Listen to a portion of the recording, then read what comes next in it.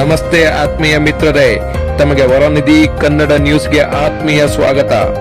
ಇದು ಜನಪರ, ವಸ್ತುನಿಷ್ಠ, ನಿಖರ ಹಾಗೂ ಸತ್ಯದ ಹಾದಿಯಲ್ಲಿ. ನಮಸ್ಕಾರ ಸ್ನೇಹಿತರೆ. ಇತ್ತೀಚಿನ ದಿನಗಳಲ್ಲಿ ಷೇರು ಮಾರುಕಟ್ಟೆಯಲ್ಲಿ ಕುಸಿತ ಕಂಡು ಬಂದಿದೆ. ಸೆನ್ಸೆಕ್ಸ್ ಮತ್ತು ನಿಫ್ಟಿ 200 ಪಾಯಿಂಟ್ಗಳಷ್ಟು ಕೆಳಗೆ ಬಂದಿವೆ. ಹೂಡಿಕೆದಾರರಲ್ಲಿ ಆತಂಕ, ಭಯ ಮತ್ತು ಗೊಂದಲ ತುಂಬಿಕೊಂಡಿದೆ. ಇಂತಹ ಸ್ಥಿತಿಯನ್ನು ಮಾರುಕಟ್ಟೆ ಭಾಷೆಯಲ್ಲಿ ನಾವು ಬ್ಲಡ್ ಬಾತ್ ಇನ್ ಮಾರ್ಕೆಟ್ ಎಂದು ಕರೆಯುತ್ತೇವೆ. ಹಾಗಾದರೆ ಮಾರುಕಟ್ಟೆ ಏಕೆ ಇಷ್ಟೊಂದು ಕುಸಿಯುತ್ತಿದೆ? ಇದು ತಾತ್ಕಾಲಿಕವೇ ಅಥವಾ ದೊಡ್ಡ ಸಮಸ್ಯೆ? ಇದಕ್ಕೆ ಪ್ರಮುಖ ಕಾರಣಗಳನ್ನು ತಿಳಿಯೋಣ ಮಿತ್ರರೇ. ಕಾರಣ 1, ಜಾಗತಿಕ ಮಾರುಕಟ್ಟೆಗಳ ಕುಸಿತ, global market fall. America, Europe, Asia ಮಾರುಕಟ್ಟೆಗಳು ಎಲ್ಲವೂ ಒಂದೇ ಸಮಯದಲ್ಲಿ ಕುಸಿದರೆ ಭಾರತದ ಮಾರುಕಟ್ಟೆ ಮೇಲೂ ಪರಿಣಾಮ ಬೀರುತ್ತದೆ.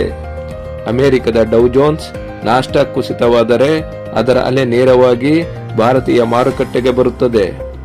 ಇದನ್ನೇ ಗ್ಲೋಬಲ್ ಸೆಂಟಿಮೆಂಟ್ ನೆಗೆಟಿವ್ ಎಂದು ಕರೆಯುತ್ತಾರೆ. ಕಾರಣ 2, ಅಮೆರಿಕದ ಬಡ್ಡಿದರ ಭೀತಿ. US Fed interest rate. ಅಮೆರಿಕದ ಫೆಡರಲ್ ರಿಸರ್ವ್ ಬಡ್ಡಿದರ ಹೆಚ್ಚಿಸುವ ಸಾಧ್ಯತೆ ಇದ್ದರೆ ವಿದೇಶಿ ಹೂಡಿಕೆದಾರರು FII ಅಂದರೆ ಫಾರಿನ್ ಇನ್ಸ್ಟಿಟ್ಯೂಷನಲ್ ಇನ್ವೆಸ್ಟರ್ ಭಾರತದಿಂದ ಹಣ ಹಿಂತೆಗೆದುಕೊಳ್ಳುತ್ತಾರೆ. ಹಣ ಹೊರ ಹೋದಾಗ ಮಾರುಕಟ್ಟೆ ತಕ್ಷಣ ಕುಸಿಯುತ್ತದೆ. ಇದನ್ನೇ ನಾವು ಪ್ರತಿದಿನ ಕೇಳುವ ಪದ FII ಸೆಲ್ಲಿಂಗ್. ಇದು ಮಾರುಕಟ್ಟೆಗೆ ದೊಡ್ಡ ಹೊಡೆತ. ಕಾರಣ 3, ವಿದೇಶಿ ಹೂಡಿಕೆದಾರರ ಭಾರೀ ಮಾರಾಟ. FIIಗಳು ಸಾವಿರಾರು ಕೋಟಿ ರೂಪಾಯಿ ಮೌಲ್ಯದ ಷೇರುಗಳನ್ನು ಮಾರಿದರೆ ಬ್ಯಾಂಕ್ ಷೇರುಗಳು, IT ಷೇರುಗಳು, ಲಾರ್ಜ್ ಕ್ಯಾಪ್ ಕಂಪನಿಗಳು ಮೊದಲು ಬೀಳುತ್ತವೆ. ಇದರಿಂದ ಸೂಚ್ಯಂಕವೇ ಕೆಳಗೆ ಬೀಳುತ್ತದೆ. ಕಾರಣ 4, ಯುದ್ಧ ಮತ್ತು ಭೂ ರಾಜಕೀಯ ಒತ್ತಡ. ಜಿಯೋಪೊಲಿಟಿಕಲ್ ಟೆನ್ಷನ್. ರಷ್ಯಾ ಯುಕ್ರೇನ್ ಯುದ್ಧ, ಮಧ್ಯಪೂರ್ವ ಸಂಘರ್ಷ, ಇರಾನ್ ಇಸ್ರೇಲ್ ಉದ್ವಿಗ್ನತೆ, ಅಮೆರಿಕ ಮತ್ತು ಇರಾನ್ ಉದ್ವಿಗ್ನತೆ. ಇಂತಹ ಜಾಗತಿಕ ಸಮಸ್ಯೆಗಳು ಬಂದಾಗ ಹೂಡಿಕೆದಾರರು ಸುರಕ್ಷಿತ ಆಸ್ತಿಗಳ ಕಡೆ ಹೋಗುತ್ತಾರೆ. ಉದಾಹರಣೆಗೆ ಚಿನ್ನ, ಡಾಲರ್, ಬಾಂಡ್ಗಳು. ಅದರಿಂದ ಶೇರ್ ಮಾರುಕಟ್ಟೆಯಿಂದ ಹಣ ಹೊರ ಹೋಗುತ್ತದೆ. ಭಯದಿಂದ ತೆಗೆದುಕೊಂಡ ನಿರ್ಧಾರಗಳು ನಷ್ಟ ತರುತ್ತವೆ. ಜ್ಞಾನದಿಂದ ತೆಗೆದುಕೊಂಡ ನಿರ್ಧಾರಗಳು ಲಾಭ ತರುತ್ತವೆ. ಹಾಗೆಯೇ ಮಾರುಕಟ್ಟೆ ಕುಸಿತಕ್ಕೆ ರುಪೀಸ್ ಡಿಪ್ರಿಸಿಯೇಟ್ ಆಗುತ್ತಿದೆ. ಆದ್ದರಿಂದ FIIಗಳು ಮಾರುಕಟ್ಟೆಯಲ್ಲಿ ಸೆಲ್ ಮಾಡುತ್ತಿದ್ದಾರೆ.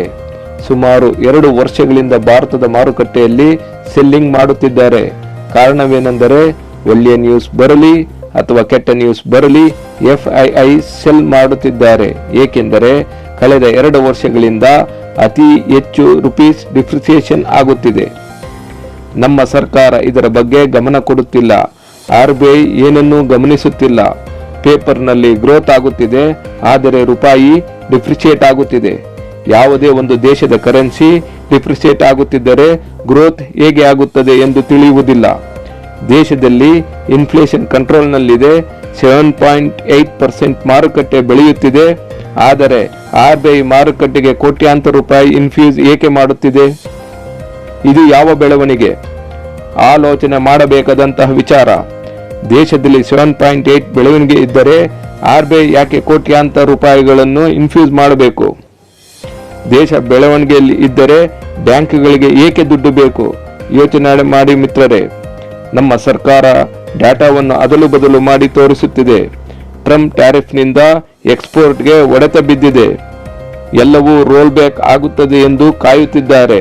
ಹೇಗೆ ಆಗುತ್ತದೆ? ಇದು ಎಲ್ಲರನ್ನು ಮೂರ್ಖರನ್ನಾಗಿ ಮಾಡುತ್ತಿದ್ದಾರೆ. ಟ್ರಂಪ್ ತನ್ನ ದೇಶಕ್ಕೆ ಅನುಕೂಲ ಆಗಲಿ ಎಂದು ಟ್ಯಾರಿಫ್ ಹಾಕಿದ. ಏಕೆ ಎಂದರೆ ಅವನಿಗೆ ರೆವಿನ್ಯೂ ಜನರೇಟ್ ಆಗುತ್ತಿದೆ. ಅಮೆರಿಕದ ಸಾಲ ತುಂಬಾ ಇದೆ. ಅಮೆರಿಕಕ್ಕೆ ಲಾಭ ಬಂದರೆ ಟ್ರಂಪ್ ಏಕೆ ರೋಲ್ ಬ್ಯಾಕ್ ಮಾಡುತ್ತಾನೆ? ಯೋಚನೆ ಮಾಡಿ. ಯಾವುದೇ ಕಾರಣಕ್ಕೂ ಟ್ರಂಪ್ ರೋಲ್ ಬ್ಯಾಕ್ ಮಾಡುವುದಿಲ್ಲ. ಅಮೆರಿಕದ ಕೋರ್ಟ್ ಇಲ್ಲೀಗಲ್ ತಪ್ಪೆಂದು ಹೇಳಿದರೂ ಟ್ರಂಪ್ ತನ್ನ ಪವರ್ನಿಂದ ಮತ್ತೆ ಟ್ಯಾರಿಫ್ ಹಾಕುತ್ತಾನೆ. ಇದು ಲಾಜಿಕಲ್. ಟ್ರೇಡ್ ಡೀಲ್ ಯಾಕೆ ಮಾಡ್ತಾನೆ? ಟ್ರೇಡ್ ಡೀಲ್ ಆದರೆ 50% ಟ್ಯಾರಿಫ್ ವಾಪಸ್ ತೆಗೆದುಕೊಳ್ಬೇಕು. ಟ್ಯಾರಿಫ್ನಿಂದ ಒಳ್ಳೆಯ ಲಾಭ ಬರುತ್ತಿದೆ. ಟ್ರಂಪ್ ಹುಚ್ಚನಲ್ಲ, ರೋಲ್ ಬ್ಯಾಕ್ ಮಾಡುವುದಿಲ್ಲ. ಅದಕ್ಕೋಸ್ಕರ ಇದುವರೆಗೂ ಟ್ರೇಡ್ ಡೀಲ್ ಆಗಿಲ್ಲ. ಯಾವುದೇ ಕಂಪನಿ 2% 3% ಗ್ರೋತ್ ತೋರಿಸಿದರೆ ಅದು ಕಳಪೆಯ ಸಾಧನೆ. ಯಾವುದೇ ಕಂಪನಿ 10% ಗ್ರೋತ್ ತೋರಿಸದಿದ್ದರೆ FII ಪರ್ಚೇಸ್ ಮಾಡುವುದಿಲ್ಲ. ಕಂಪನಿ ಅರ್ನಿಂಗ್ಸ್ ಅಲ್ಲಿ ಯಾವುದೇ ಚಮತ್ಕಾರ ನಡೆಯುವುದಿಲ್ಲ. ಅದರಿಂದ ಮಾರುಕಟ್ಟೆಯಲ್ಲಿ ಪ್ಯಾನಿಕ್ ಇರುತ್ತದೆ. ವ್ಯಾಲ್ಯೂಯೇಷನ್ ಕಡಿಮೆ ಆಗುವವರೆಗೂ ಯಾರೂ ಇನ್ವೆಸ್ಟ್ಮೆಂಟ್ ಮಾಡುವುದಿಲ್ಲ. ಇತ್ತೀಚಿನ ದಿನಗಳಲ್ಲಿ ಟ್ರಂಪ್ ಡಿಕ್ಟೇಟರ್ ತರ ವರ್ತಿಸುತ್ತಿದ್ದಾರೆ. ವೆನೆಜುವೆಲಾದ ಅಧ್ಯಕ್ಷ ಮಡುರಾ ಅವರನ್ನು ಬಂಧಿಸಿದರು. ಈಗ ಡೆನ್ಮಾರ್ಕ್ನ ಗ್ರೀನ್ಲ್ಯಾಂಡ್ ಮೇಲೆ ಕಣ್ಣಿಟ್ಟಿದ್ದಾರೆ. ಆದರೆ ನ್ಯಾಟೋ ಇದಕ್ಕೆ ವಿರುದ್ಧವಾಗಿದೆ. ಇದರಿಂದ ಜಿಯೋಪೊಲಿಟಿಕಲ್ ಟೆನ್ಷನ್ ಶುರುವಾಗಿದೆ. ಇದರಿಂದ ಮಾರುಕಟ್ಟೆ ಕುಸಿತವಾಗಿದೆ. ಅಮೆರಿಕ ಮತ್ತು ಇರಾನ್ ಯುದ್ಧದ ವಾತಾವರಣ ನಿರ್ಮಾಣವಾಗಿದೆ. ಇದರಿಂದಲೂ ಮಾರುಕಟ್ಟೆಗೆ ತುಂಬಾ ಅಪಾಯವಿದೆ. ಅದರಿಂದ ಹೂಡಿಕೆದಾರರಿಗೆ ಇದು ಎಚ್ಚರಿಕೆಯ ಗಂಟೆ. ಈ ವರದಿಗಳು ಮಾಧ್ಯಮ ತಜ್ಞರ ವರದಿಗಳಾಗಿವೆ. ಇಂಥ ಪ್ರಮುಖವಾದ ವಸ್ತುನಿಷ್ಠ ವರದಿಗೆ ವರನಿಧಿ ಕನ್ನಡ ನ್ಯೂಸ್ ಅನ್ನು ಲೈಕ್ ಮಾಡಿ. ಸಬ್ಸ್ಕ್ರೈಬ್ ಮಾಡಿಲ್ಲವೆಂದರೆ ಸಬ್ಸ್ಕ್ರೈಬ್ ಮಾಡಿ, ಬೆಲ್ ಐಕಾನ್ ಒತ್ತಿ ಮತ್ತು ಕಮೆಂಟ್ ಹಾಗೂ ಶೇರ್ ಮಾಡಿ.